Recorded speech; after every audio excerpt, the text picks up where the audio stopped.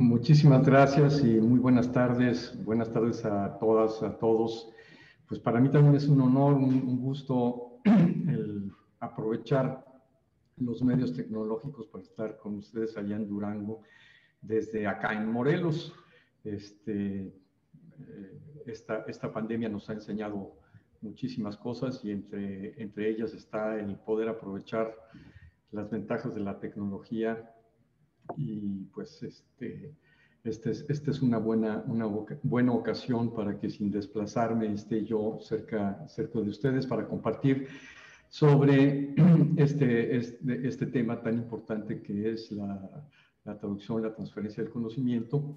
Y entonces, si me permiten, voy a compartir mi pantalla.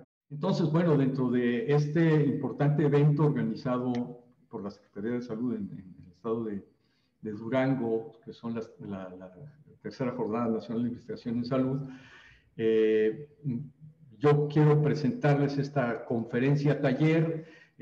Una de las desventajas de la distancia sí es el hecho de que el taller no va a poder ser tan dinámico como a mí me hubiera gustado, pero espero que podamos sortear las dificultades de esto.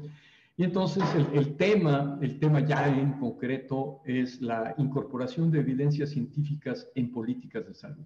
Sí, que bueno, es lo que ya se les señaló hace un momento, pero que en concreto lo vamos a llamar de esta manera.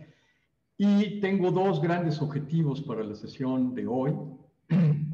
Uno es presentar críticamente el uso de las evidencias en la toma de decisiones en políticas de salud, porque no basta con decir, bueno, voy a usar evidencias, sino que hay que ver críticamente cuáles son las evidencias que podemos utilizar, de qué manera las podemos utilizar, cómo realmente son aprovechables.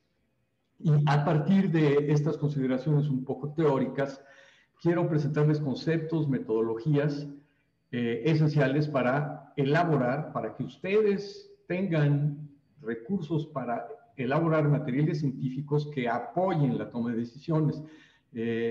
Como ya bien les decían, ustedes están continuamente confrontados con la necesidad de convencer a sus jefes, a sus superiores jerárquicos dentro de la estructura de los servicios de salud, de que aprovechen, de que utilicen los resultados de la investigación para apoyar la toma de decisiones. Entonces, si bien el taller inicialmente estaba planteado para dedicarse a la elaboración de un policy brief, realmente sería excesivo. Es algo que platicamos la doctora Edna Madaí Méndez y yo, sobre la pertinencia, la posibilidad de lograr esto. No obstante, sí vamos a adentrarnos en esto, pero nos vamos a adentrar en esto a partir de unos mensajes muy importantes que yo quiero transmitirles a ustedes. Primero que nada, es que sí se puede resolver la separación que existe entre la teoría y la acción, al menos en el ámbito de la salud pública.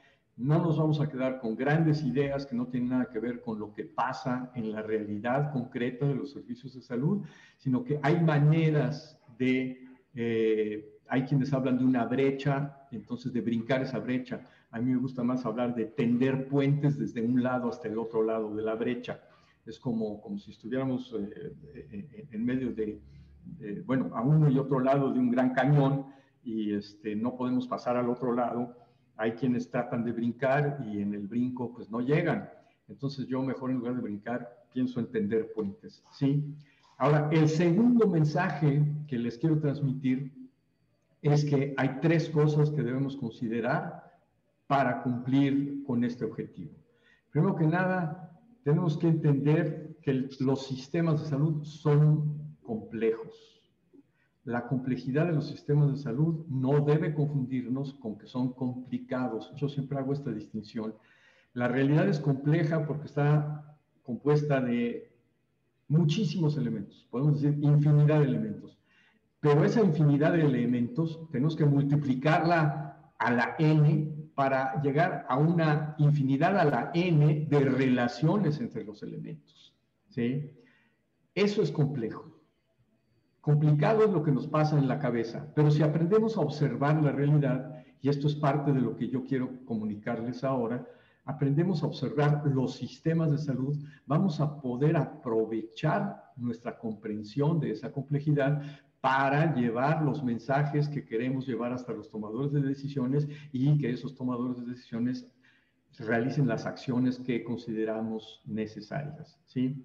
Ahora bien, es necesario adecuar el mensaje al receptor. Si nosotros vamos a hablar con tomadores de decisiones en el ámbito de la salud, tenemos que adecuar nuestro mensaje a las personas concretas, a los puestos, a las funciones que cumplen en cada uno de sus puestos estas personas. Es decir, y para hablar de algo muy elemental, pero que creo que es un muy buen ejemplo, sí, una de las tareas importantes a la hora de convencer dentro del Congreso local o el Congreso federal a los diputados de que asignen recursos para la atención a la salud, es que hay que hablarles dulcemente al oído de los economistas, al oído de los responsables de Hacienda. ¿Para qué? Para que vean que el beneficio que se va a obtener al actuar, al incidir, invirtiendo recursos financieros en el sistema de salud, va a ser mucho mayor que lo que se pierde al no hacerlo, ¿sí? Entonces, adecuamos el mensaje al receptor.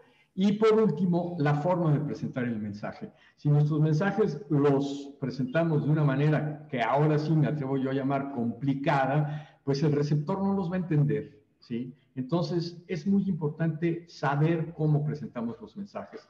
Entonces, esto es lo que vamos a ver enseguida, ¿sí? Entonces, en cuanto a lo que llamé antes la separación de la teoría y la acción, ¿sí? Yo sé que todos ustedes saben leer, no les voy a leer las láminas, no tiene ningún caso, pero sí voy a insistir en algunas partes de los textos que yo mismo he resaltado, ¿sí? Entonces, creo que nosotros estamos de acuerdo en que las políticas e intervenciones deben reflejar el mejor conocimiento actualmente disponible, ¿sí? Eso es lo que queremos lograr. Eso es de lo que se trata, el llevar la evidencia científica para apoyar la toma de decisiones, ¿sí? No obstante, aquí está el tema de la brecha, ¿sí? La brecha, como les dije, puede ser saltada, puede ser cerrada o se pueden tender puentes, ¿sí? Pero lo que queremos es aplicar lo que se sabe en el campo de las políticas y la práctica. Y aquí viene lo que me interesa muchísimo retomar de esta autora, que esto es una responsabilidad que compartimos quienes realizamos investigación con quienes toman decisiones, ¿sí? Esto es algo en donde tenemos que aprender a colaborar, a trabajar juntos para realmente avanzar en una toma de decisiones que podemos llamar informada por evidencias.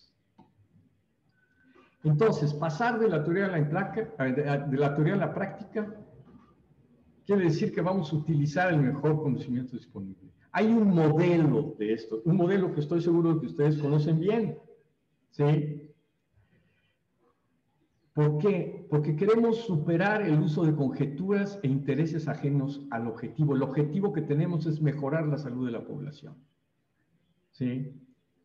Y para mejorar la salud de la población, el modelo de referencia es la famosa MBE o medicina basada en evidencia, ¿sí? Sin embargo, es muy importante que tengamos en cuenta que la EBN en inglés o MBE en español, cuyo término fue utilizado por primera vez hace ya casi 30 años, ¿sí? Se basa en esta definición un poquito más reciente. La medicina basada en evidencia, entonces, y aquí sí quiero leerlo, ¿verdad? Es el uso consciente, explícito y razonado de la mejor evidencia disponible para tomar decisiones sobre la atención prestada a pacientes individuales. Yo los invito a que revisen la definición y si alguien quiere abrir su micrófono e inmediatamente señalarme cuál es el principal defecto de esta definición, por favor. Tiene un grave defecto esta definición. Alguien, por favor, abra su micrófono y díganme. ¿Nadie? Maestro. Sí, adelante. Marta Telis de Guerrero. Gracias, Marta. ¿Qué tal? Bien, aquí estamos, maestro. Creo que la del uso consciente es para mí sería, o razonado serían el error que podríamos encontrar para tomar las decisiones. Generalmente no hacemos medicina basada en evidencia.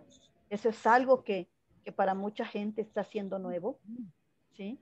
Sí. Generalmente se van por la experiencia que han tenido de tiempo atrás. Ahora con la aparición de las guías de práctica clínica es cuando más se ha hecho muy presente lo de la medicina basada en evidencia. Cierto, hay fallas en esto, pero la definición, ¿qué defecto tiene la definición? Estamos definiendo medicina basada en evidencia y encontramos dentro de la definición la palabra evidencia. Es una definición circular. O sea, lo que usted nos dice, Marta, es ciertísimo. Sin embargo, si atendemos exclusivamente a la definición que nos da Sackett y sus colaboradores, ¿sí? Es como si yo les dijera que les voy a definir un elefante como un mamífero grandote que tiene trompa de elefante. Pues estamos en un círculo vicioso en donde no vicioso, pero un círculo que no nos permite entender qué es el elefante, ¿sí? Entonces, la medicina basada en evidencia, uso consciente, explícito y razonado, la mejor evidencia. ¿Qué entendemos por evidencia? Y esto es lo que quiero que veamos, ¿sí? Lo que pasa es que la palabra evidencia tiene un doble uso. Cuando algo no necesita ser demostrado, decimos que es evidente, ¿cierto? Sin embargo, en el ámbito legal, cuando se habla de evidencias, son las pruebas, ¿cierto? Entonces, para nosotros, medicina basada en evidencia es una medicina que, ahora sí, vamos a ver qué entendemos por evidencia. Información, datos que se obtienen de estas maneras, ¿sí? Fíjense ustedes que sea sistemática, que sea replicable, que sea observable, creíble, verificable y sólidamente fundamentada. Esto no es ni más ni menos que, bueno, entendamos, aquí están, ¿no? Las características principales de la evidencia. Y esto nos está hablando ni más ni menos que del método científico. Y por eso pongo aquí una imagen de René Descartes, ¿sí? Cuya frase famosísima, pienso, luego existo, desde este punto de vista me atrevo a modificarla y digo, investigo, luego existo, es decir, hago ciencia, de esa manera verificable, replicable, etcétera, etcétera, ¿sí? Y así es como llego a generar eso que nosotros llamamos evidencia científica. Entonces, recordemos, y aquí estoy yo destacando la última parte de la definición de Sackett y colaboradores. Se trata la medicina basada en evidencia, ¿sí? Se trata de la atención prestada a pacientes individuales. Esto no debemos olvidarlo, porque nosotros, desde el punto de vista de la salud pública, estamos tratando de resolver problemas de la población, no de pacientes individuales. Entonces, vemos que la medicina basada en evidencia se enfoca en el campo de la clínica. Es importantísimo. No quiero decir que no es importante y que tiene menos valor. No, es un orden de abstracción diferente.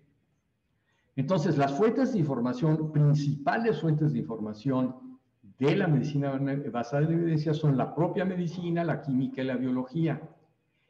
En cambio, para investigar sobre políticas de salud, sobre intervenciones en salud pública, vamos a integrar las lecciones que nos da la medicina basada en evidencia, pero tenemos que entender primero la complejidad del sistema de salud, de lo cual ya algo les adelanté.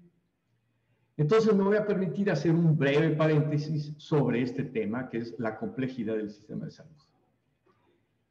En primera instancia, pensando en complejidad, objetivos y funciones del sistema de salud, lo primero que tenemos en mente es esto que represento yo con los colores del arco iris, porque incluye todo lo que todos podemos desear. Yo creo que todos deseamos salud para todos. Sin embargo, pues es un fin que no siempre se alcanza, ¿sí? Y para que la población de un país pueda aspirar a tener una buena salud, a resolver, a responder a sus necesidades en salud, se necesita que se presten ciertos servicios. De hecho, nuestro artículo 4 constitucional, ¿sí?, que desde hace ya algún tiempo, desde los años 80 del siglo pasado, ¿verdad?, incorporó como uno de los derechos ciudadanos. No podemos decir que nos garantice el derecho a la salud, porque ese no se puede garantizar. Lo que sí se puede garantizar es la prestación de servicios para atender las necesidades de salud. Pero para que esa prestación de servicios sea real, necesitamos que haya capacidad de respuesta, que alguien pueda responder y prestar esos servicios.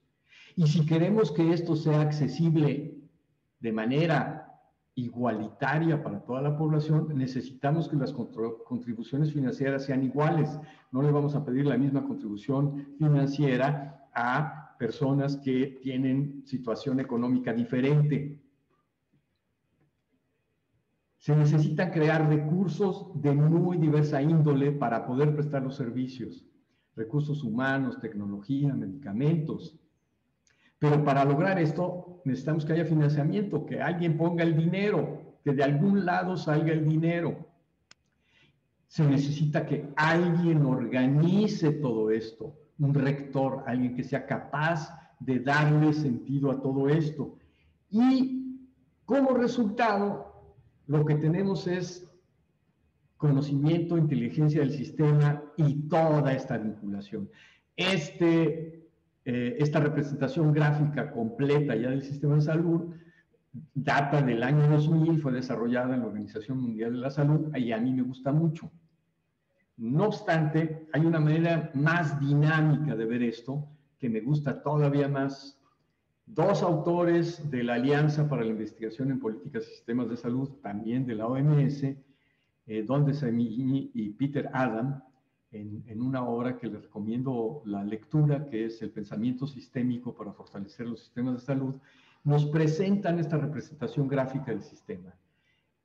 Incluye las mismas 6 esferas que tenemos, o esferas o dominios o ámbitos que tenemos representados en la otra gráfica, pero aquí se pone en el centro a las personas, la población, es decir, la tecnología en los medicamentos, la gobernanza o rectoría, la información, los recursos humanos, la prestación de los servicios, el financiamiento o financiación, todos tienen que estar aglutinados en torno a las personas. Pero yo los invito a que observen esta representación gráfica y sigan la línea blanca y vean cómo la línea blanca tiene entrelazados a todos los dominios, con las personas en el centro. Y lo mismo sucede con la línea naranja. Bueno, estas son las cosas que los diseñadores gráficos talentosos logran ofrecernos, ¿sí?, a partir de una concepción teórica muy sólida, muy clara de estos autores de la Alianza, ¿sí? Pero además estos autores nos dicen dos cosas que yo quiero recuperar. Y es que a menudo, demasiado a menudo, solamente pensamos en una o dos cosas de estas 6 o 7, ¿sí? Y aparte de todo, tendemos a olvidar lo que pasa entre los subsistemas. O sea, pensemos en el sistema de salud y en cada uno de estos círculos como subsistemas del sistema de salud, ¿sí? Entonces, lo que pasa entre ellos, lo que pasa en su límite, en donde no sabemos si el asunto tiene que ver con prestación o con recursos humanos, si el problema es de gobernanza o de mal uso de la información o de no uso de la información. En fin, entonces esto es algo que es muy importante considerar cuando lo que queremos es hacer recomendaciones para mejorar las intervenciones en salud pública, cuando queremos recomendar que se hagan ciertas cosas para mejorar las políticas de salud. Pero además, si bien, como acabo de mencionar, el sistema de salud tiene subsistemas en su interior, que son estos círculos que tenemos envueltos por las líneas naranja y blanca, hay algo muy importante, y es que el sistema de salud es un subsistema del sistema social. Y entonces yo me tomé la licencia de utilizar esta representación gráfica de Don Savigny y Peter Adam y meterla dentro del sistema social en donde vamos a encontrar de menos estos otros dominios, algunos entrelazados entre sí, algunos no tanto, algunos directamente, otros más alejados, pero que son ámbitos del contexto social que indudablemente afectan lo que sucede dentro del sistema de salud y por lo tanto tienen repercusiones sobre las políticas de salud.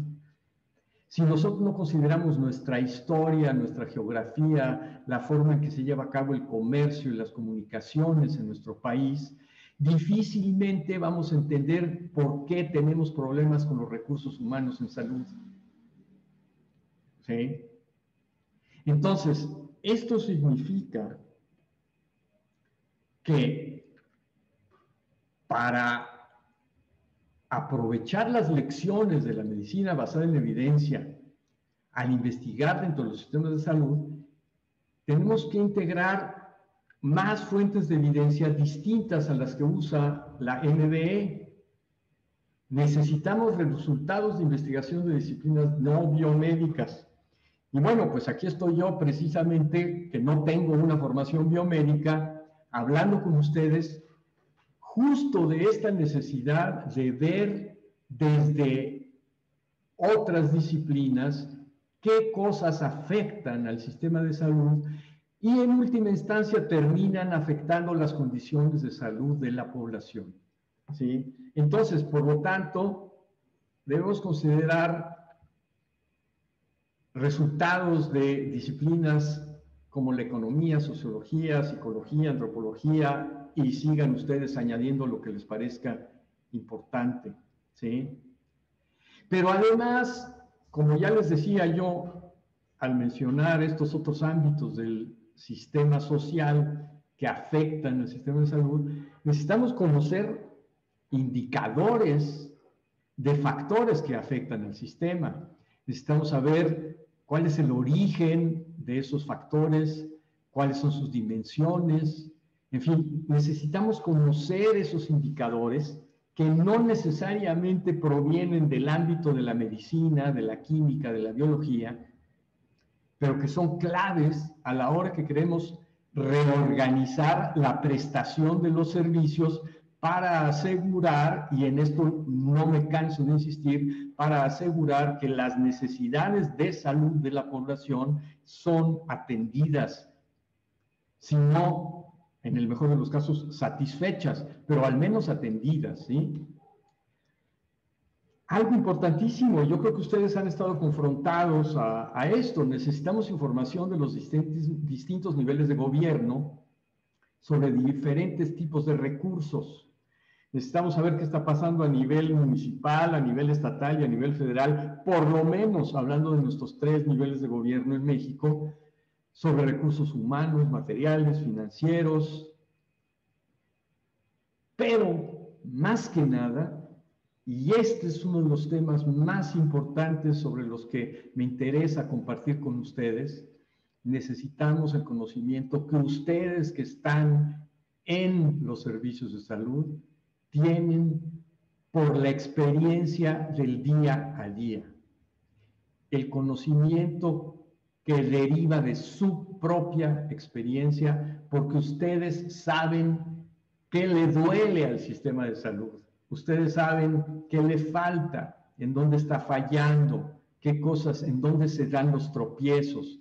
Si un tropiezo que aparentemente es de recursos humanos, en realidad tiene que ver más que otra cosa con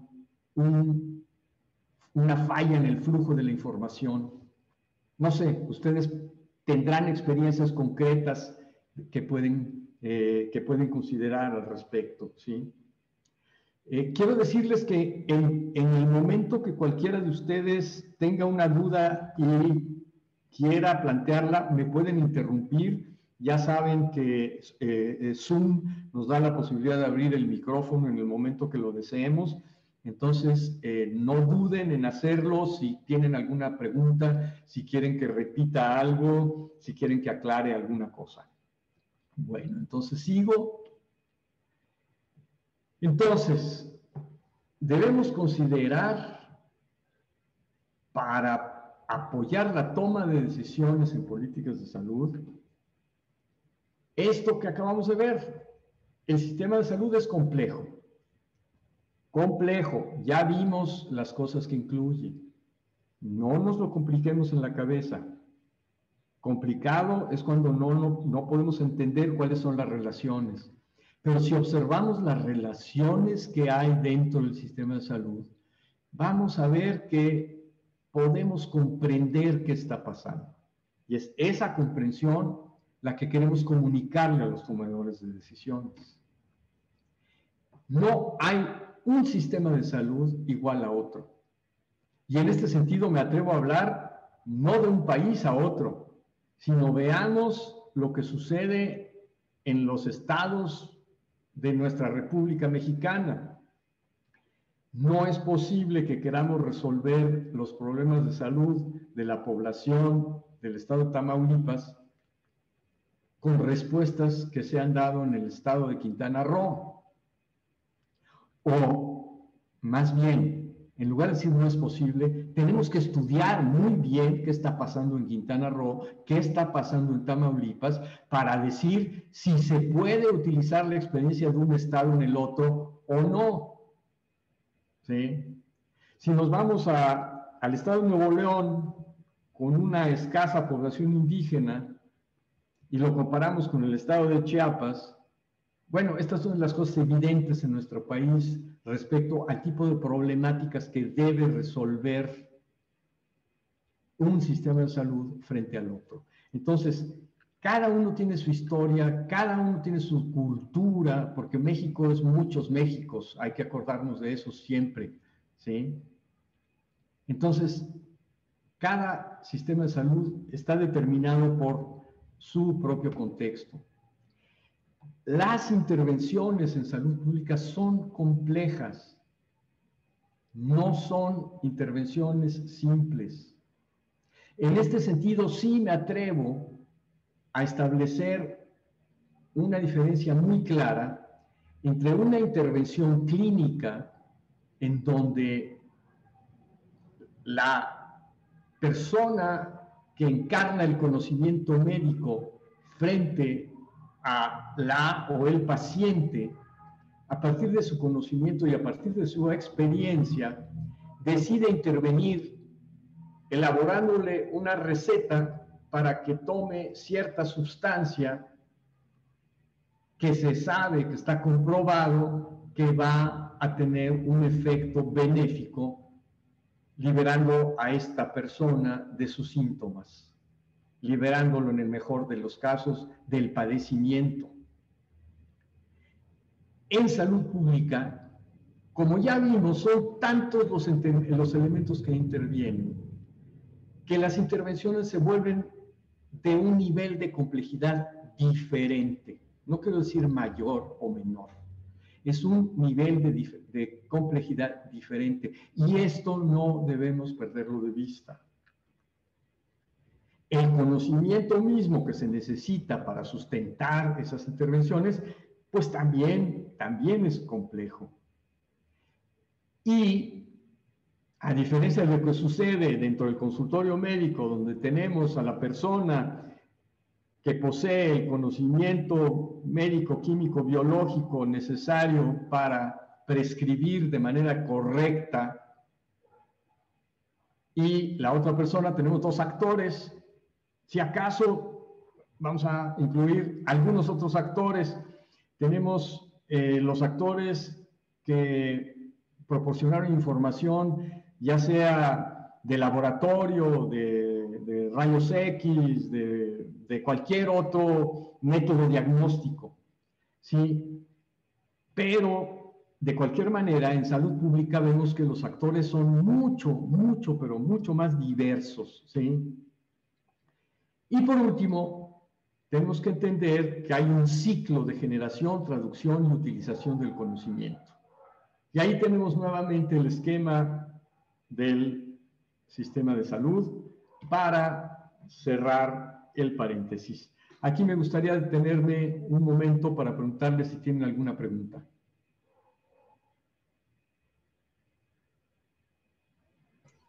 Bueno. Sí, sí, adelante, por favor. Gracias. Es más una reflexión acerca me parece excelente que menciones la importancia del conocimiento derivado de la experiencia, porque esto que podría ser el mayor insumo para buscar resolver los problemas, para empezar, para identificar los problemas, en ocasiones no es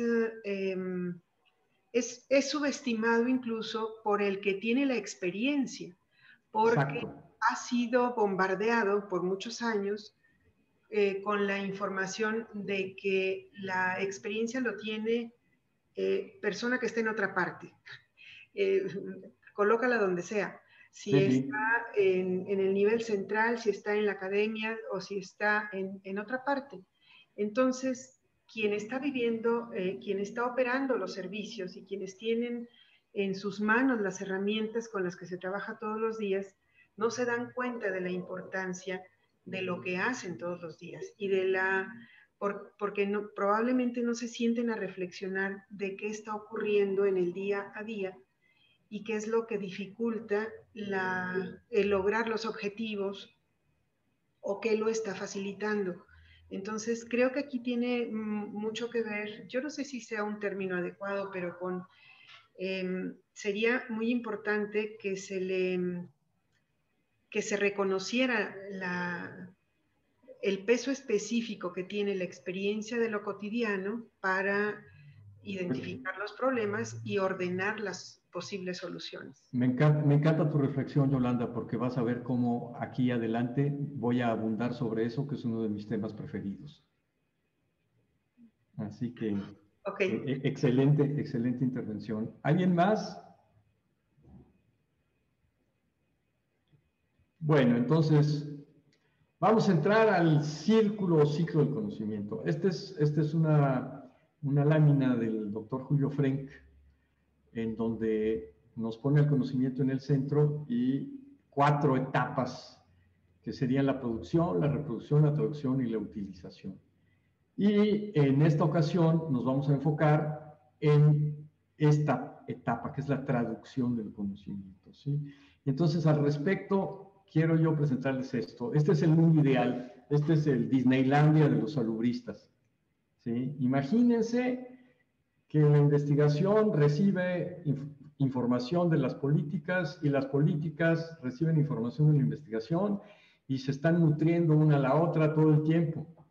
Sería genial, ¿no? Todo el mundo estaría encantado de la vida, pero pues no sé qué tanto tendríamos que cerrar varios departamentos o centros de investigación del Instituto Nacional de Salud Pública, ¿verdad? Y bueno, como esta no es la realidad, lo que tenemos, y nos dice esta autora, ¿sí?, es que hay una falla terrible. y está en cómo la producción de investigación entra en contacto con el proceso de las políticas. Ahí es donde hay una gran falla, ¿sí?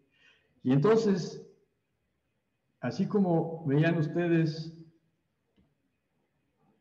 en la lámina anterior, algo que sí se podía leer, ¿sí? Bueno, a la izquierda de plano está en ruso, ¿eh? Literalmente está en ruso.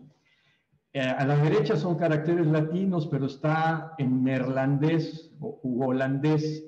Y honestamente yo no manejo ninguna de las dos lenguas, ¿sí? Pero lo que quiero mostrarles con esto es que, aunque lo ponga así, en donde ya estamos un poquito en terreno más conocido, ¿verdad? A la izquierda reconocemos nuestro idioma de inmediato, y a la derecha, pues el omnipresente inglés, con el que ya estamos todos acostumbrados a trabajar, ¿sí? Sin embargo, aquí, a diferencia de ese ciclo ideal, lo que tenemos es un qué y un what, es decir, no nos entendemos. Eso es lo que se llama la brecha, el hueco, la falla entre las políticas y la investigación, ¿sí? Entonces, ¿qué es lo que hay que hacer? Como les dije ya antes, para mí el tema, más que de cerrar brechas o de brincar brechas, es tender puentes entre dos idiomas, pero sobre todo entre culturas diferentes. Cuando tengo tiempo, incluso me divierto en el Instituto Nacional de Salud Pública, que tenemos muchos estudiantes latinoamericanos, todos hablamos español, y sin embargo, como venimos de culturas diferentes, ciertas palabras las utilizamos de manera diferente. Entonces, ni siquiera basta hablar el mismo idioma para entendernos. Hay veces que tenemos que traducir del argentino al mexicano y del mexicano al colombiano. Rápidamente les cuento que alguna ocasión en que toqué la puerta de una colega colombiana y me dijo, síguele, pues yo dije, yo seguí tocando, ¿verdad? Pero síguele es entra. Es un ejemplo muy bobo, pero esto es lo que quiere decir que a veces no nos entendemos aunque hablemos el mismo idioma. Entonces, por eso me parece importante que identifiquemos, ya los tenemos identificados de las láminas anteriores, pero ahora quiero insistir, hay dos actores y los productos de su cultura. Por un lado, tenemos a nosotros los investigadores, allá en lo que algunas gentes llaman nuestra torre de marfil en el Instituto Nacional de Salud Pública, y los resultados de la investigación que hacemos. Pero tenemos también, del otro lado, a los tomadores de decisiones y las políticas de salud. Y cuando digo tomadores de decisiones, no quiero nada más referirme a tomadores de decisiones de niveles jerárquicos muy altos. En la prestación de los servicios de atención a la salud, todo el tiempo se están tomando decisiones. Y entonces esto tiene que ver con las políticas de salud, con las intervenciones, con la manera en que esta manera de concebir la salud pública le llega a la población. ¿Le llega o no le llega? Pero bueno, el asunto es este, ¿no? Entonces, la traducción del conocimiento, ¿sí? Quiero que lean ustedes esta definición.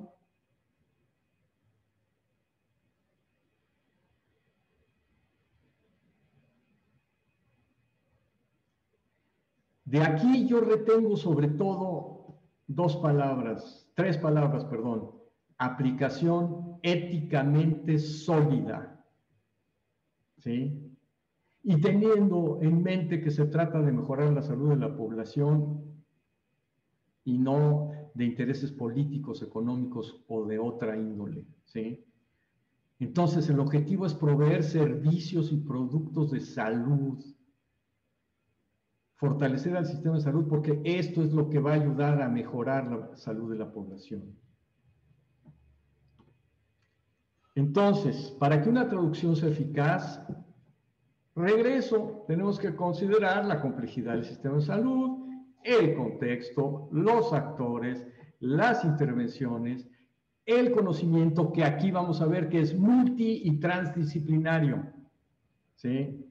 Hoy día ya ni siquiera se habla de transdisciplina, sino de interdisciplina, ¿sí? ¿sí? No se trata de pegar la sociología con la antropología, con la economía y a ver qué monstruitos sacamos de ahí, sino de entender el sistema de salud, las políticas de salud, las intervenciones, con un ojo que simultáneamente pueda ver los aspectos sociológicos, antropológicos, culturales, etcétera, etcétera, del fenómeno que estamos viendo.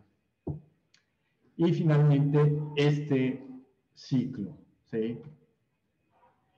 Ahora bien, lo que es evidente, y hemos estado mencionando de diferentes maneras, es que hay ciertas barreras para lograr la traducción del conocimiento.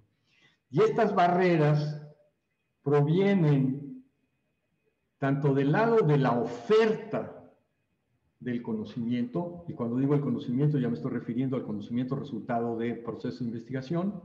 ¿Por qué? Porque los investigadores siempre queremos que nos den mucho tiempo para obtener resultados, ¿sí? Porque los investigadores muy frecuentemente, demasiado frecuentemente, desconocemos las prioridades de la operación de los servicios. Estamos nosotros aquí en nuestra idea de cómo sería mejor organizar las cosas, pero no sabemos qué problemas están enfrentando en concreto y cuáles son las prioridades, ¿sí?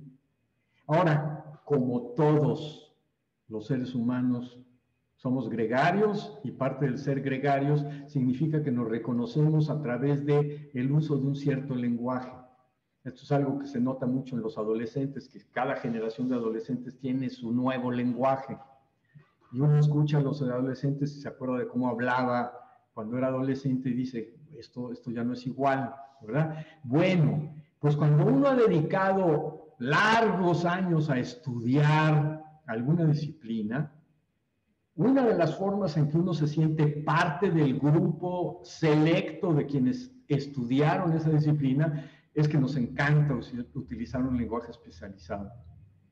Entonces, a la hora de presentar los resultados de la investigación, se suelen presentar utilizando ese lenguaje que no todo el mundo entiende. Y para acabarla de amolar, la forma en que se presentan los resultados es realmente compleja. Principalmente si pensamos en los resultados de investigación, artículos científicos en revistas prestigiosas, además de todo, en inglés. Es decir, que queremos que se utilicen los resultados de nuestras investigaciones, los publicamos en revistas en inglés que ya hoy en día, afortunadamente, cada vez más son de libre acceso, pero que antes además había que pagar para poder ver el artículo. Pero si no hay que pagar, al menos hay que tener un cierto nivel de manejo del idioma inglés, porque a los investigadores, y esto se los digo aquí entre nos, los puntitos que ganamos para poder estar en el Sistema Nacional de Investigadores tienen que ver con el factor de impacto de las revistas. Y ese factor de impacto, ¿quién lo decide? Pues el número de citaciones de los artículos publicados en esa revista. ¿Y quiénes leen? Pues quienes leen en inglés. Entonces, ¿cuáles son las revistas con mayor factor de impacto? Las revistas en inglés. Entonces, de pronto uno dice, llevo año y medio, 2 años trabajando en esta investigación, voy a publicar este artículo con resultados y recomendaciones que me interesa mucho que lleguen a los tomadores de decisiones, ¿sí? Pero resulta que los tengo que publicar en inglés porque si no mis puntitos para seguir avanzando en el escalafón de investigador no me cuentan. Entonces, bueno, estos son fallas de la oferta, pero vamos a ver del otro lado. Del lado de la demanda, es urgente encontrar soluciones. Del lado de la demanda no está la gente que trabaja en los servicios de atención a la salud, no están necesariamente suscritos a las revistas, no tienen en ocasiones ni siquiera los medios informáticos necesarios para acceder a los resultados. Aparte de todo, se han dedicado a formarse con otras habilidades, las habilidades que el día a día de su trabajo les piden. Y entonces no se han especializado en cómo comprender y evaluar la investigación.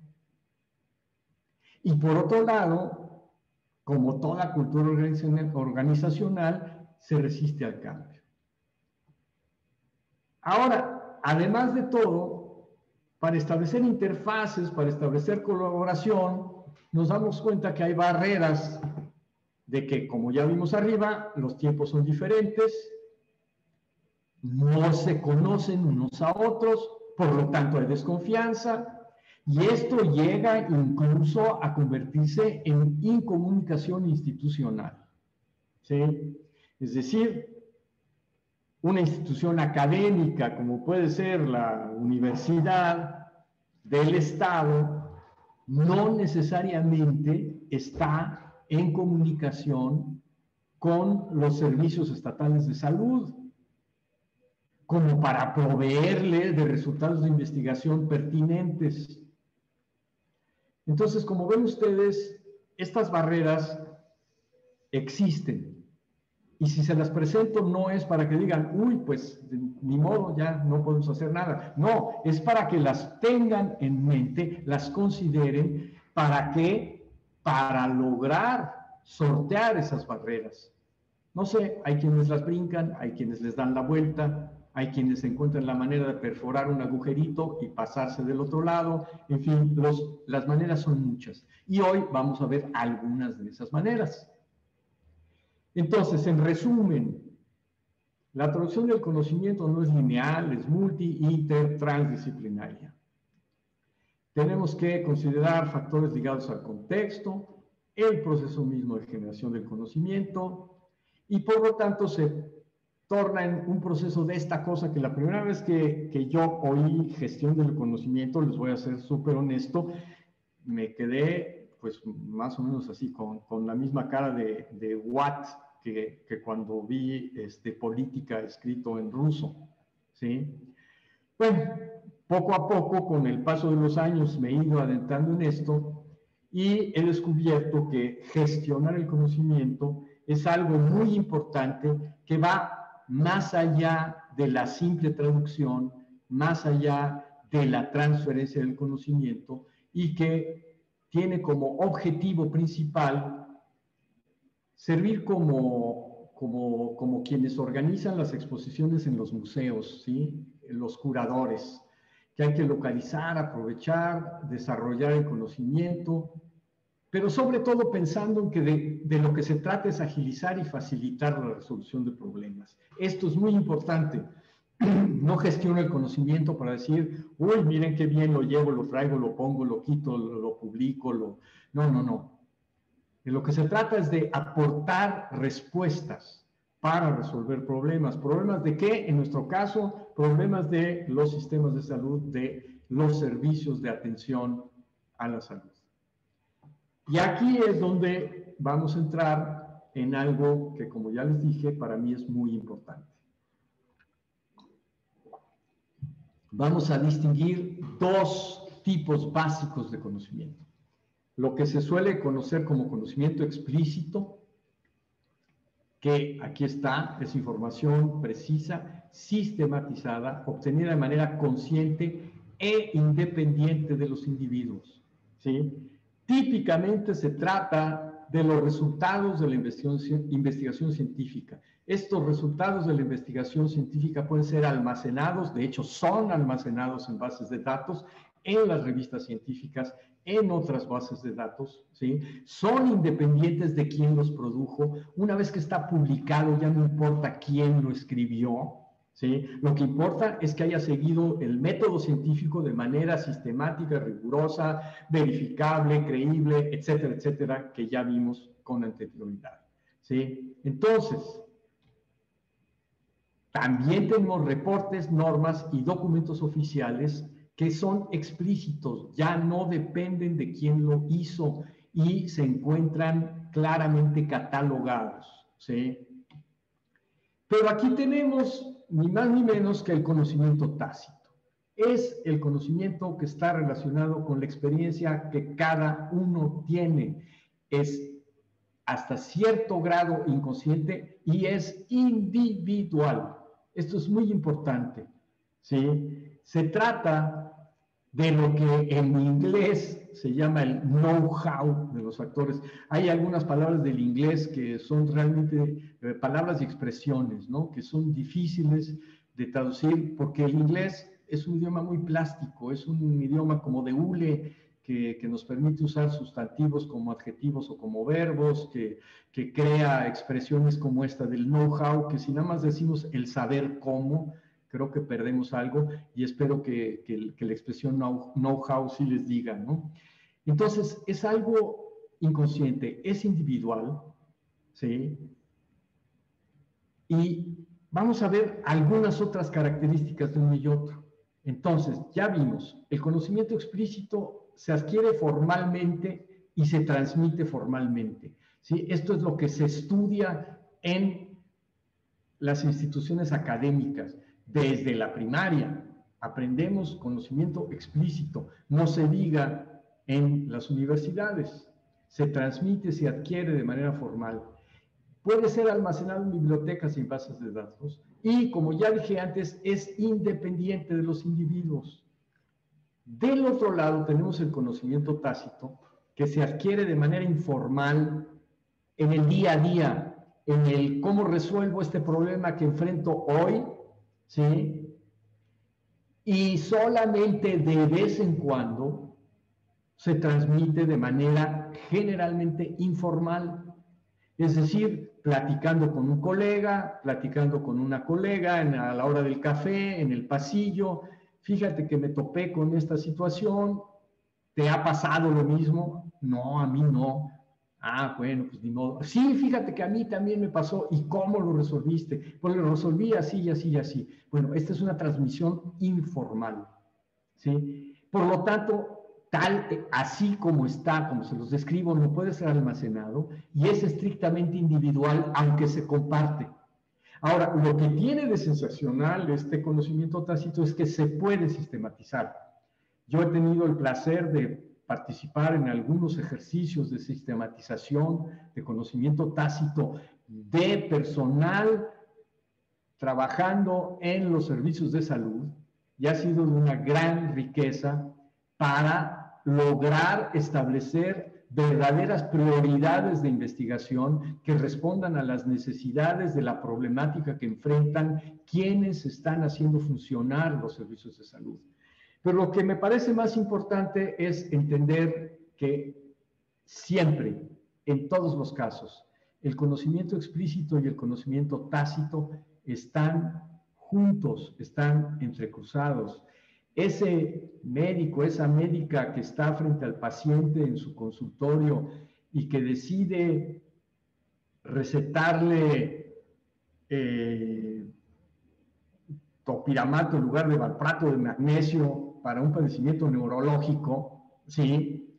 Lo decide a partir del conocimiento explícito que ha leído en la lectura de los artículos que ha revisado en las revistas, pero lo decide también a partir de su conocimiento tácito de la experiencia que ha tenido con pacientes previos. Y de ahí es en donde surge nuevamente este término que no es del español, aunque ya lo usamos como si fuera, que es el expertise, ¿sí? Una habilidad del experto, ¿sí? Y en donde se combinan nuestros recursos de conocimiento. Todos utilizamos nuestro conocimiento tácito y nuestro conocimiento explícito. Lo importante, y esto es lo que yo quiero poner de relieve hoy, es que ustedes revaloren su propio conocimiento tácito y busquen las maneras de compartirlo, de transmitirlo y de sistematizarlo, porque de allí surge algo muy importante que va a poder informar la toma de decisiones en políticas de salud. Entonces, el conocimiento que es útil para tomar decisiones es objetivo, es neutral. No depende de que a mí me va mejor o peor si transmito este conocimiento o no. Los datos y la información están inteligentemente interrelacionados, fácil de comprender y leer, se centra en asuntos relevantes y pertinentes. No solamente el asunto debe ser relevante, sino que hoy en día tiene que ser pertinente. Hoy en día, ante la pandemia, hay una serie de cosas que no es pertinente atender. ¿Por qué? Porque tenemos que atender la emergencia de la pandemia. Entonces, no es que los problemas hayan dejado de ser relevantes, sino que hoy no es pertinente. Tenemos que dedicar recursos a resolver el problema de la pandemia. Revela las implicaciones de la situación y sobre todo, y esto es a lo que quiero que se enfoquen, ofrece recomendaciones concretas. El conocimiento, la gestión del conocimiento debe orientarnos hacia elaborar recomendaciones basadas en evidencia, informadas por el conocimiento explícito y el conocimiento tácito, ¿sí? Recomendaciones concretas, no frases del estilo hay que seguir investigando. Y antes de seguir, quiero rápidamente mostrarles esto. ¿Qué son los datos? Los datos son números, son cifras que obtenemos a partir de observar directamente la realidad. Pero por sí mismos los datos en realidad no son muy útiles. Necesitamos sistematizarlos y convertirlos en información. Solo así adquieren significado. Pero la información solita tampoco nos puede dar realmente satisfacción si no se convierte esa información en conocimiento.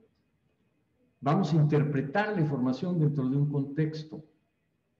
Y finalmente, tenemos que utilizar la inteligencia. Hay mucha gente que tiene mucho conocimiento, hay mucha gente que tiene información. Nada más triste para mí que esas competencias a la gringa, en donde la gente muestra que conoce muchos datos, ¿sí? ¿Quién era el pitcher del juego de no sé cuándo en 1928? Y ¿quién metió 8 goles desde el córner? Esos son datos, ¿sí? Y a lo mejor alguien maneja información y nos dice, bueno, es que esa persona jugaba en tal equipo y ese equipo, bla, bla, bla, bla, bla, bla. Si alguien más tiene un poquito más de conocimiento y nos dice, bueno, sí, pero fíjense que el fútbol en esos años, y ha evolucionado de tal y cual manera. Inteligencia sería utilizar todo ese conocimiento para que el equipo mexicano de fútbol juegue mejor, ¿sí? Es decir, resolver el problema de que en México hay millones de gente jugando fútbol y el nivel no alcanza lo que alcanzan los uruguayos con sus 5 millones de habitantes, ¿sí? Entonces, vemos cómo todo esto tiene que estar ligado y vemos cómo cada una de las esferas forma parte de una más grande. Y al respecto, quiero que lean ustedes este pequeño poemita de el poeta inglés T.S. Eliot. Y una vez que lo leyeron, los invito a que lo lean de abajo para arriba.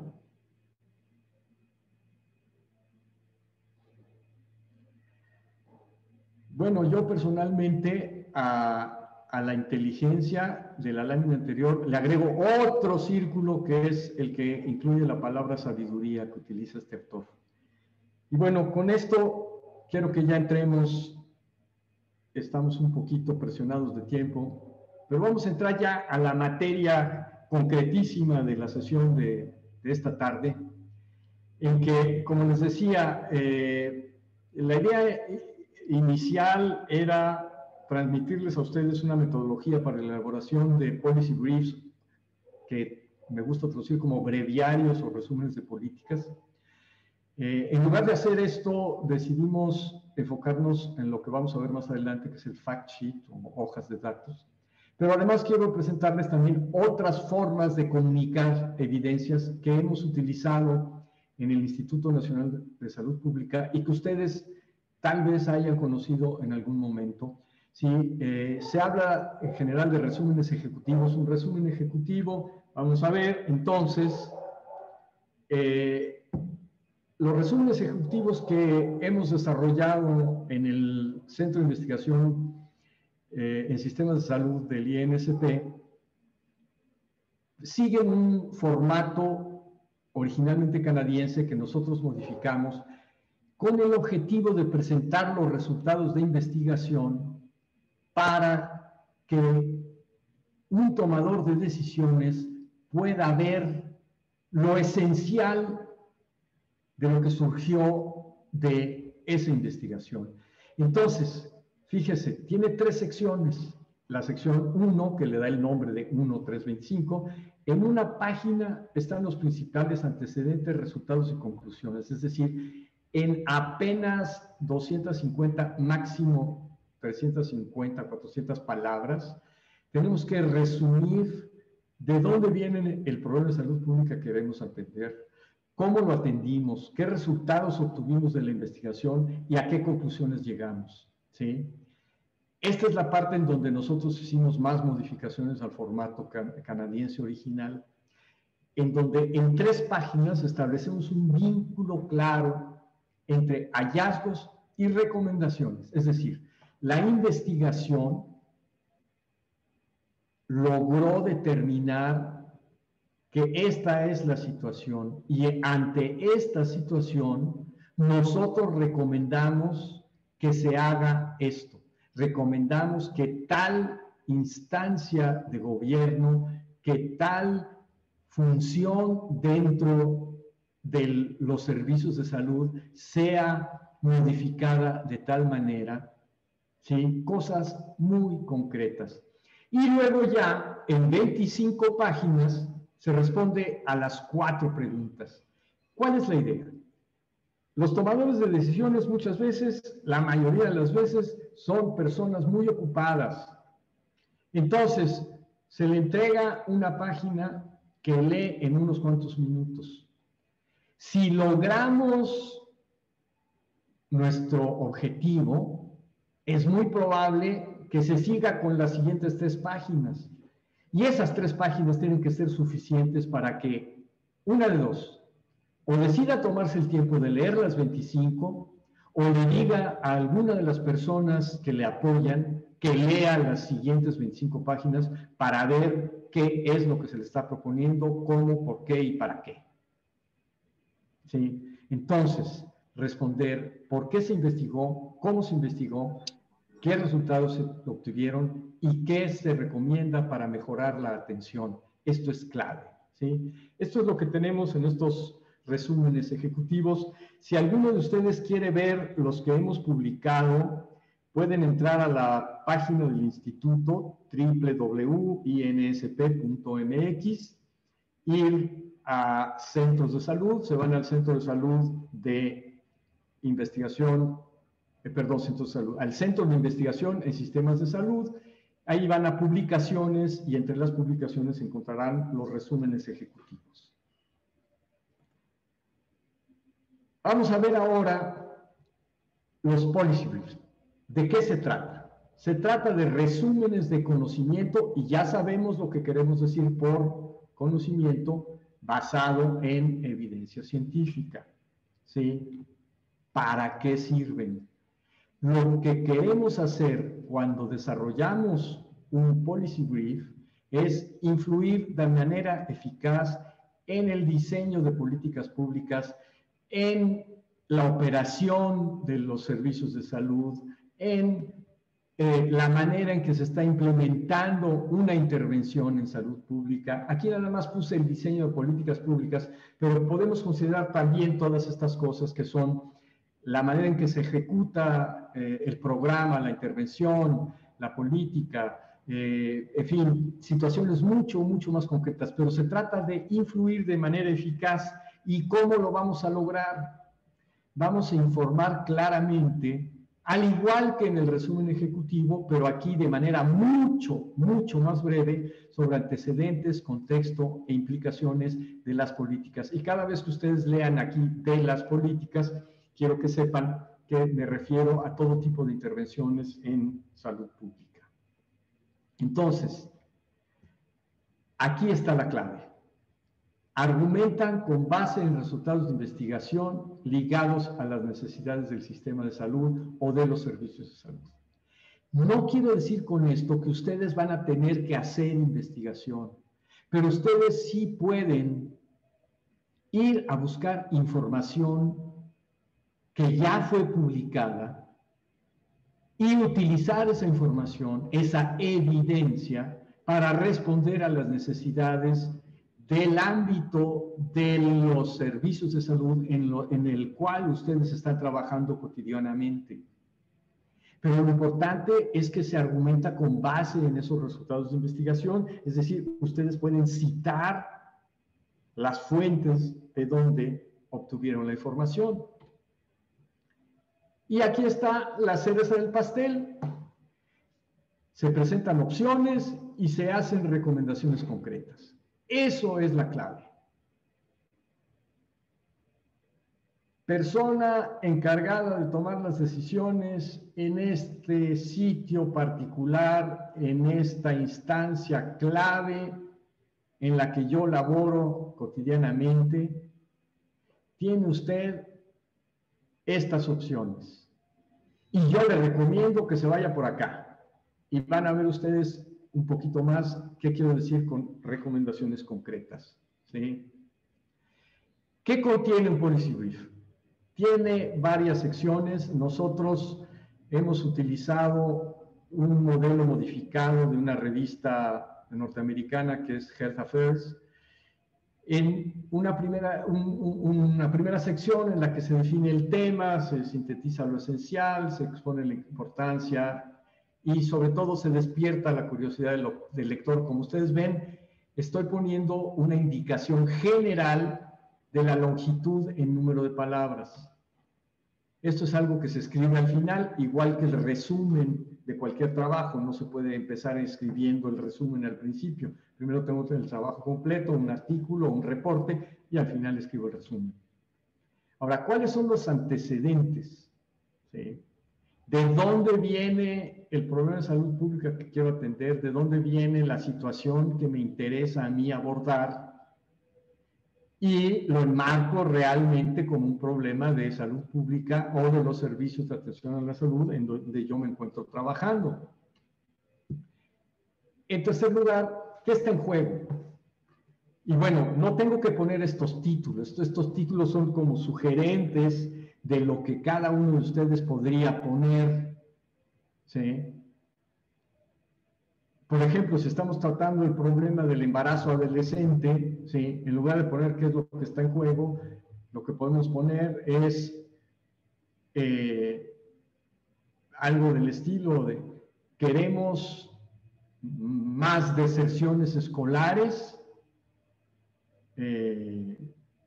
porque eso es algo de lo que está en juego, ¿no? El embarazo adolescente generalmente conlleva una deserción escolar, ¿sí? Pero entonces, ¿qué pasa si no hacemos nada? Presentamos resultados ya sea de la investigación que hicimos o de las publicaciones que hemos consultado. Hay que saber interpretar la información y los datos y exponer conclusiones. Y luego decir para dónde vamos, ¿sí? Y aquí es donde viene lo que les decía respecto a la recomendación. Recomendar algo tiene que describir qué debe hacer quién, o bien quién debe hacer qué. Pero tenemos que identificar a un actor y una acción para que sean acciones concretas, relevantes y factibles, ¿sí? No hay nada que me entristezca más que cuando mis colegas terminan una exposición diciendo, es que lo que hace falta es voluntad política. Yo nunca he encontrado en las tlapalerías de México, ni en las farmacias, en ningún lado he encontrado voluntad política para comprarla e inyectársela a alguien. Si alguno de ustedes tiene claro qué se quiere decir con eso de hace falta voluntad política, pues por favor escriba al respecto y publíquelo, porque yo creo que lo que hace falta son acciones concretas, relevantes y factibles. Si uno llega ante la persona que toma las decisiones y le presenta esto, y se lo presenta de tal manera que esta persona, este actor, ve el beneficio que le va a traer únicamente por pararse el cuello de decir, yo estoy en la base de esta acción que mejoró las condiciones de salud de mi población. Bueno, ya con eso generamos esa cosa que queremos llamar voluntad política, ¿sí? Y entonces con esto ofrecemos una visión del tema ya modificado por una nueva acción. Todas estas cosas dentro de un policy brief se pueden enriquecer con diferentes elementos como son recuadros de texto, balas, cuadros, fotografías, figuras, gráficas, etcétera, etcétera, ¿sí? Y dos secciones más que suele incluir un policy brief: referencias bibliográficas que yo recomiendo que no sean más de 5, porque igualmente este es un documento que se va a presentar a personas tomadoras de decisiones que no necesariamente tienen tiempo para estar checando. Lo que sí es que vamos a asegurarnos de que le decimos, esto no me lo saqué de la manga, esto viene de evidencia científica sólida, ¿sí? Y finalmente uno tiene que identificarse como autor de un policy brief diciendo en dónde trabaja y cuál es su área de expertise. Ahí está nuevamente la palabrita. Esto respecto a los policy briefs, y aquí les estoy poniendo algunos ejemplos de policy brief. Vean, aunque es en español, le ponen en inglés policy brief, ¿sí? O le ponen también síntesis para decisores, me gusta también esa manera de llamarlo. Y aquí tenemos algo que les recomiendo mucho. Ahí está la dirección de la URL de la página de la Organización Mundial de la Salud con una serie de policy briefs y pósters, ¿sí?, que tienen el interés de que se trata del mismo tema, ¿sí?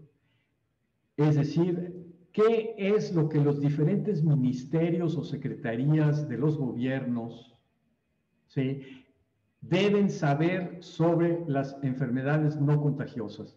Y entonces, aquí está el tema que les decía yo, hay que adecuar el mensaje al auditorio. Entonces, hay uno para el Ministerio de Información, otro para el Ministerio de Educación, otro para los jefes de Estado, otros para los ministerios de Finanzas, Impuestos, etcétera, etcétera. También existe en español. Les voy a hacer llegar a través de la doctora Edna Madain Méndez, les voy a hacer llegar la presentación para que ustedes puedan encontrar esta información. Así que no se preocupen de copiarla por ahora, ¿sí? Y ahora sí vamos a entrar rápidamente a los fact sheets, hojas de datos, hojas de evidencias. A algunos también les llaman infografías, aunque las infografías suelen ser cosas más básicamente numéricas, ¿sí? Pero quiero que veamos aquí, lamentablemente, como fact sheet es una palabra en inglés, me metí a Wikipedia en español y no hay manera de llegar a una versión en español de estas definiciones que nos da Wikipedia, pero se los voy a ir traduciendo yo, ¿sí? Un fact sheet de diferentes maneras o una sola hoja es una presentación de datos en un formato que enfatiza puntos claves de manera concisa, generalmente utilizando cuadros o tablas, balas, títulos, subtítulos, sobre una sola página impresa. No una hoja, una página, ¿sí? Esto suele ser así, aunque encontramos fact sheets de dos páginas. Pero bueno, aquí los fact sheets generalmente contienen resúmenes de investigación, y esto, el subrayado es mío, ¿sí? Información de productos, datos técnicos, listas estadísticas, preguntas frecuentes, material educativo o respuestas hágalo usted mismo, ¿no? Consejos de hágalo usted mismo. ¿Sí? En ocasiones son resumen de un documento más largo. Entonces, esta es la definición de Wikipedia que me parece útil, ¿no? Creo que subraya cosas importantes, pero lo importante. Hay dos tipos básicos de fact sheet: informativos, por un lado, y movilizadores o propositivos. No obstante, no está claramente separados estos dos tipos básicos. Un fact sheet informativo puede ser al mismo tiempo propositivo, y uno propositivo, en definitiva, tiene que dar información. Entonces, no es que la separación sea total, pero sí, vale la pena considerar que se trata de dos maneras de abordar el asunto. Entonces, aquí está la clave. Un buen fact sheet informa y convence al lector de hacer algo. De lo que se trata es, entonces, como bien dice en la lámina anterior, de movilizar al lector, de ponerlo en movimiento, de convencerlo de ejercer una acción. Pero esto es lo que hace la clave de por qué una sola hojita. Porque más información de la necesaria le hace perder el tiempo. Y vuelvo al tema. Las personas que toman decisiones están en posiciones tan comprometedoras en términos de tiempo que no pueden dedicar largas horas, y en ocasiones ni siquiera 15 minutos a leer documentos, ¿sí? Distraen su atención, la información excesiva. Entonces tenemos que elegir muy cuidadosamente cuál es la información clave para convencer a alguien de que haga algo. Entonces, un fact sheet propositivo nuevamente recomienda acciones concretas y factibles. Evitamos vaguedades. Es necesario mejorar la calidad de los talleres que imparten los promotores de salud. ¿Qué quiere decir esto? Pues nada, es completamente vago. Uno tiene que decir, los promotores que imparten cursos para las mujeres embarazadas deben asegurarse de que conocen todos los signos de riesgo que debe atender la mujer para comunicárselos. Esa es una acción concreta y factible. Se le puede hacer llegar a los promotores de salud esa información y asegurarse de que la manejan y que la transmiten. Sabemos quién debe hacer qué. Ahí está. ¿Quién hace qué? Soy muy insistente con esto, pero es que para mí es parte clave del mensaje que quiero transmitirles. Si queremos resolver la separación entre la teoría y la acción, si queremos cerrar la brecha, tender un puente de un lado al otro, es importante que seamos capaces de elaborar recomendaciones en donde no hay duda de quién hace qué y por qué. El por qué es porque tengo toda esta evidencia científica que justifica mi recomendación. Entonces, un fact sheet de los que nos interesan a nosotros define con claridad el problema de salud pública. Nos dice cuál es el origen o los antecedentes. Nos dice qué pasaría si no se hace nada. ¿Sí?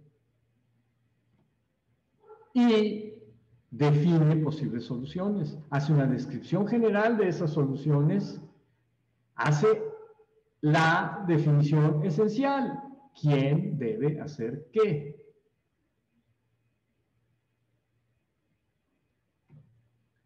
Aquí tenemos algunos ejemplos de fact sheet. Este es del importantísimo CDC de los Estados Unidos, ¿verdad? Fíjense, aquí tenemos información sobre enfermedades de transmisión sexual, ¿sí?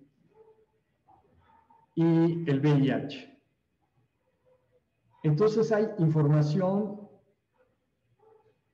que está dirigida no a tomadores de decisiones, esta es información dirigida al público en general, ¿sí?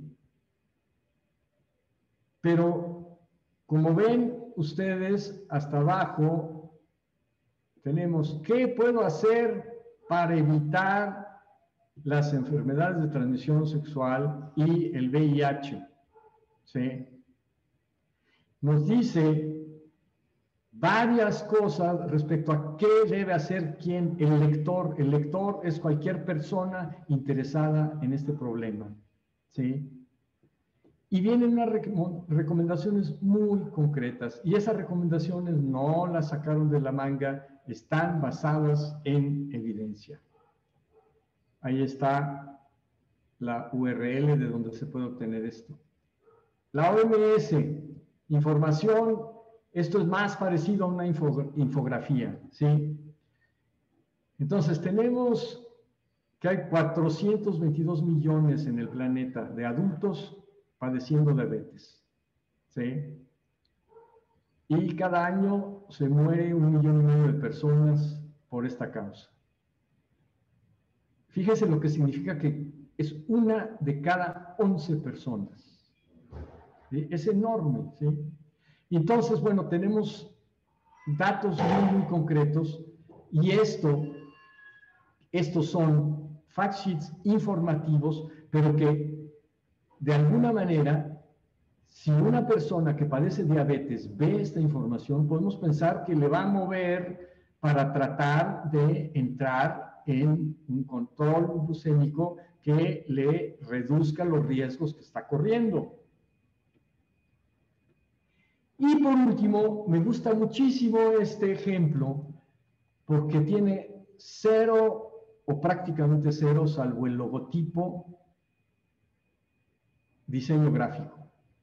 Esto se puede hacer utilizando el procesador de textos de su preferencia. No, Bill Gates no necesita que yo le haga publicidad, ¿sí? Pero con un procesador de textos ustedes pueden hacer una fact sheet con información relevante, con ideas interesantes, y tratar de convencer a alguien de que haga algo concreto.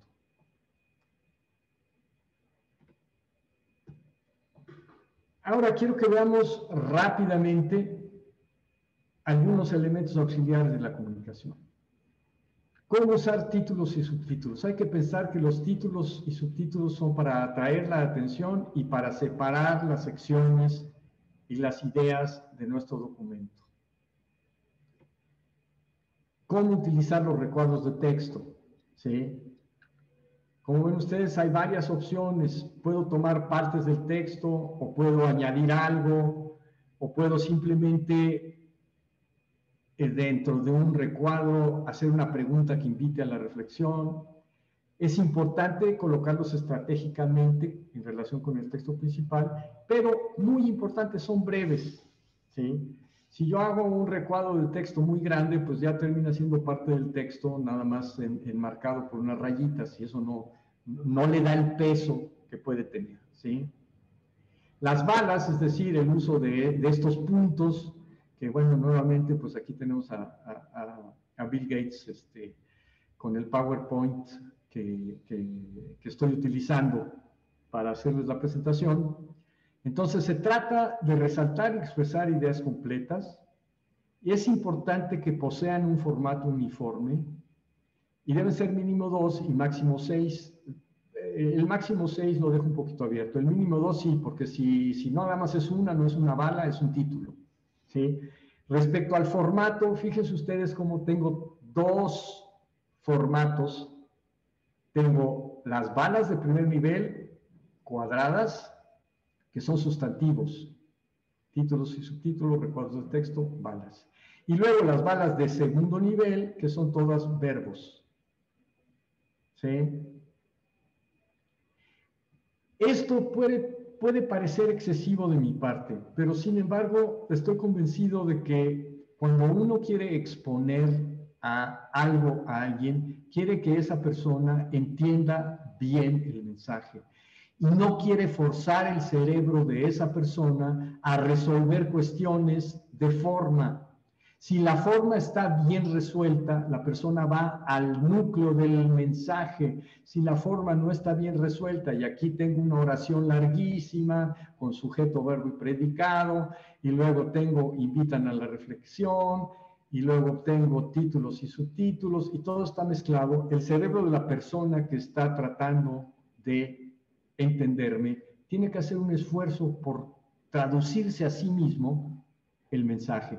Y esto es una pérdida de tiempo en donde nosotros perdemos la oportunidad de, recuerden, influir de manera eficaz para que alguien haga algo. Cuadros, gráficas, figuras e imágenes. Bueno, esto es así, algunas recomendaciones, no me quiero detener mucho más en esto. Insisto, le voy a hacer llegar la presentación a la doctora Elena Madaí para que ella se las transmita también a ustedes, así que no se preocupen por los detalles. Ahora sí, las reglas de oro de un buen documento. Llámese policy brief, resumen ejecutivo, reporte, lo que ustedes quieran, fact sheet. Se basta a sí mismo. Es decir, no me quedo con sed insaciable si nada más tengo el policy brief o nada más tengo el fact sheet. El fact sheet me da todo lo que me tiene que dar. Si yo quiero buscar más, ok, adelante, pero no es indispensable ir a otro lado para entenderlo. Eso es lo que quiere decir que se basta a sí mismo. Esto es clave. Cuando le hablamos a cualquier persona, pero muy particularmente cuando le hablamos a tomadores de decisiones, tenemos que partir de la base de que son no expertos y que son inteligentes. En ocasiones sí son expertos. En ocasiones uno se puede encontrar con gobernadores que lo único que saben hacer es patear pelotas. Pero bueno, eso sucede en un país ficticio, ¿verdad? Un futbolista gobernador, bueno, pues sí, parece que sucede. Pero aún cuando uno le habla al futbolista gobernador, le tiene que hablar como si se tratara de un no experto inteligente. Porque si uno no lo hace, uno no abre los oídos de esta persona. Entonces, hay que ser muy inteligentes en cómo nos dirigimos a los no expertos. Aquí viene lo del lenguaje, que debe ser profesional, pero no técnico, ¿sí? No vamos a utilizar la jerga propia de nuestra especialidad si lo que queremos es que esa persona que no es experto nos entienda.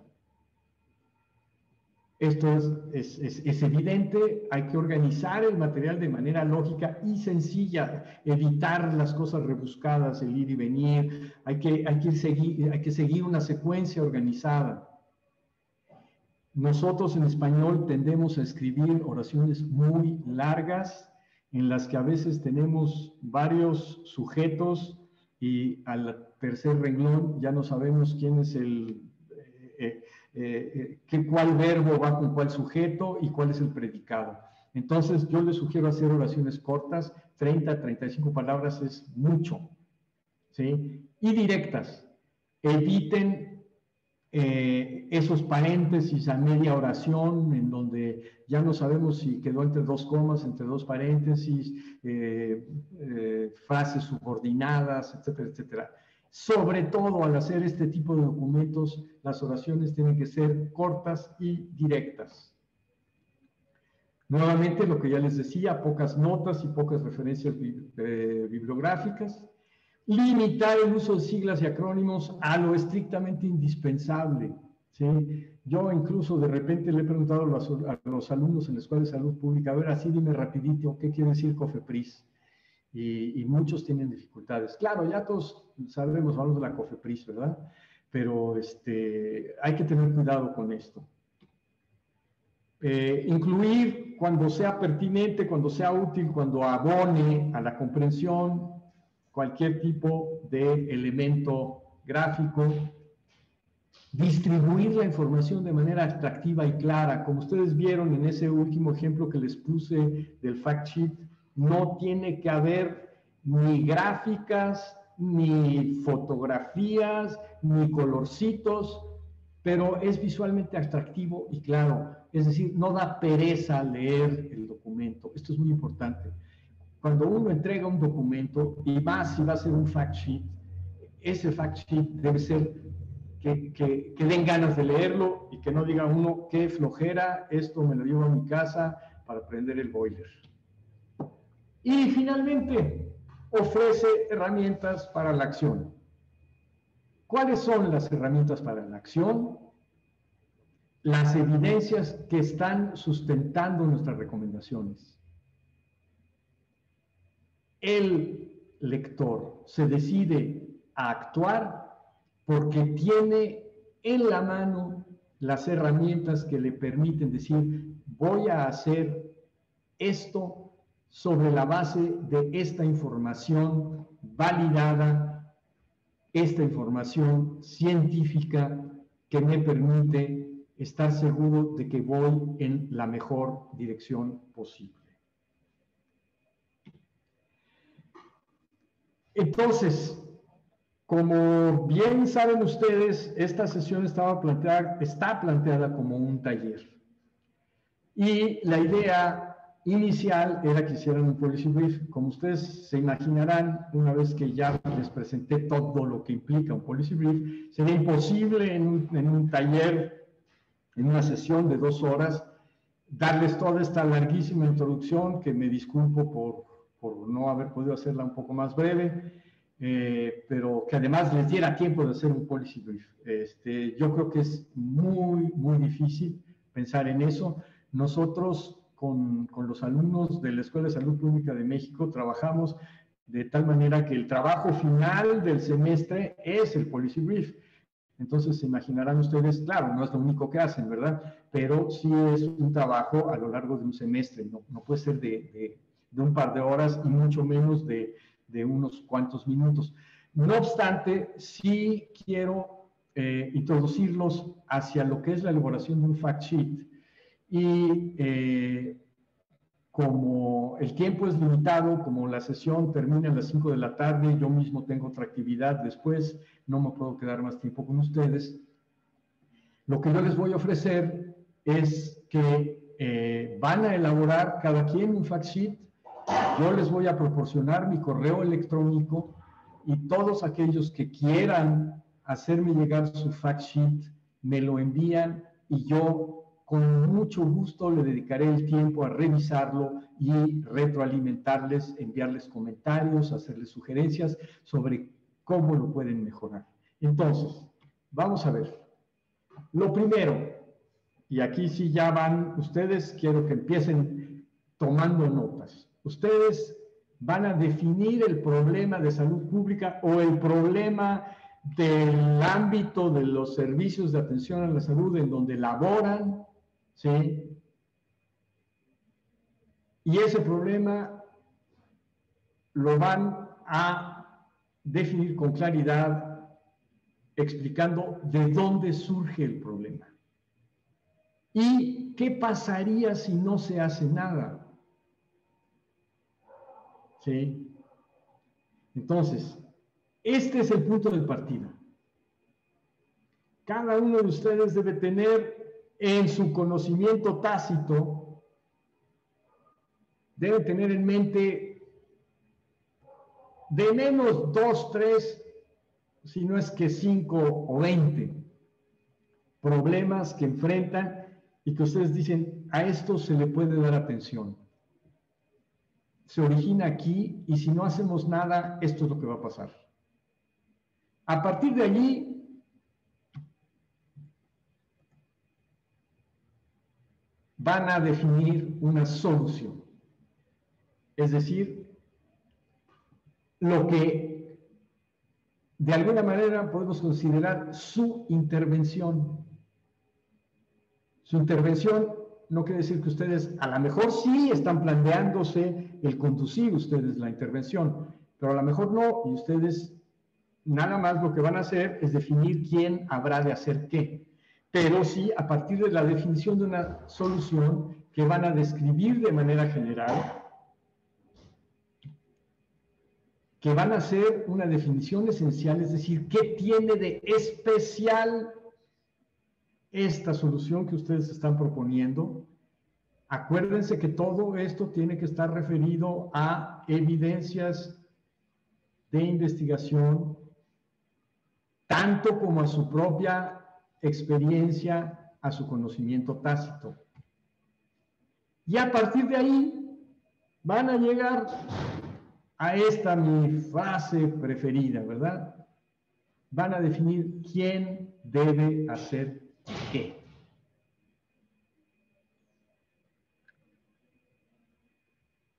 Y todo esto lo van a plasmar en una página tamaño carta, y para ayudarse,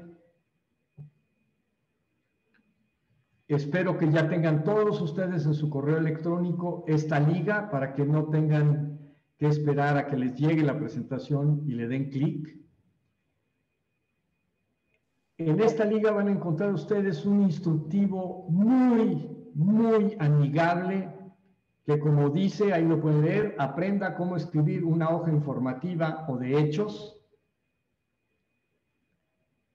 Me encanta esta paginita, espero que a ustedes les resulte igual de interesante. Y entonces, con los elementos de mi presentación, con los elementos que les presenta esta página, si ustedes gustan, pueden consultar todos estos otros recursos. Y puesto que ya nada más nos quedan 10 minutos, no me queda más que dándoles las gracias, preguntarles si tienen alguna pregunta, algún comentario, algo que añadir.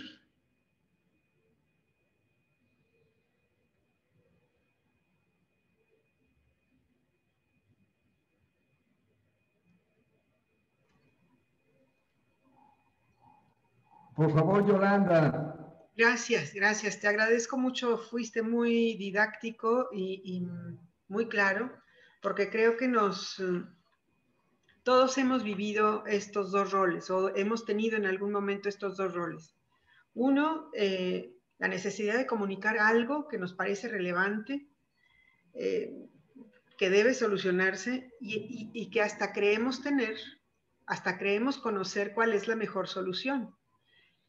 Y lo único que hace falta es que quien libera el presupuesto, y a lo mejor ni siquiera es necesario el dinero, porque uno cree que la solución más difícil, o más bien la respuesta más difícil es la que tiene cifras, ¿no? Que tiene cantidades de dinero y que por eso no... de pesos. Pero en ocasiones no es esa la más importante. Y bueno, hemos vivido ese rol y hemos tenido frente a nosotros barreras que no reconocemos y no sabemos por qué no logra llegar el mensaje a quien habría que convencer. Bueno, no siempre es tan sencillo a la primera, pero bueno, es esto pensando que hace falta reflexionar cómo es que debemos comunicar esa información, ¿no? Esos elementos. Y la otra, cuando estamos buscando que alguien ayude y que alguien nos auxilie en encontrar la solución y que podría ser que no hubiese la apertura suficiente porque estamos esperando una respuesta prefigurada, predeterminada, que no se acomoda a nuestra estructura mental o a nuestra manera de resolver los problemas. Y entonces, aunque esté la solución frente a nosotros, no la vemos. Aunque esté una buena propuesta, no la valoramos. O bien, aunque tuviésemos los mejores argumentos, no logramos comunicarlos. Entonces, bueno, por eso me parece muy clara la presentación. Me va a gustar hacer ese ejercicio y esperaríamos tus comentarios de regreso. Perfecto, sí, con mucho gusto. Entonces, yo en unos minutos más envío la presentación para que la reciban ustedes. Ya tienen entonces la liga, pueden, si tienen ahora tiempo, empezar a hacer su fact sheet adelante. Si deciden hacerlo hoy, mañana, no se preocupen.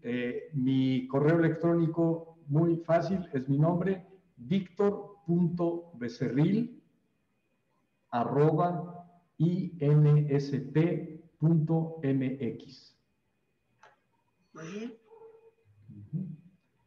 Entonces, cuando tengan listas sus hojas de datos o sus fact sheets y quieran que yo les retroalimente, me los envían, será un placer.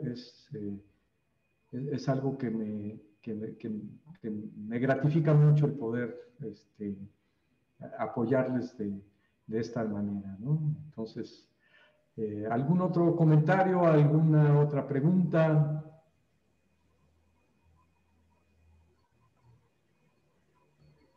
Pues si ya no hay más, les agradezco muchísimo su atención y espero que logremos conservar el contacto una vez que reciba yo sus fact sheets. Sí. Muy buenas tardes. Le agradecemos mucho, maestro, de verdad. Gracias. Sí, está leyendo los comentarios del chat, todos extraordinario, nos deja muy reflexivos, muy motivados. Muchas gracias, de verdad. Gracias a ustedes por su atención. Que tengan muy buena tarde y que todo su evento siga siendo un éxito. Gracias. Hasta luego. Hasta luego.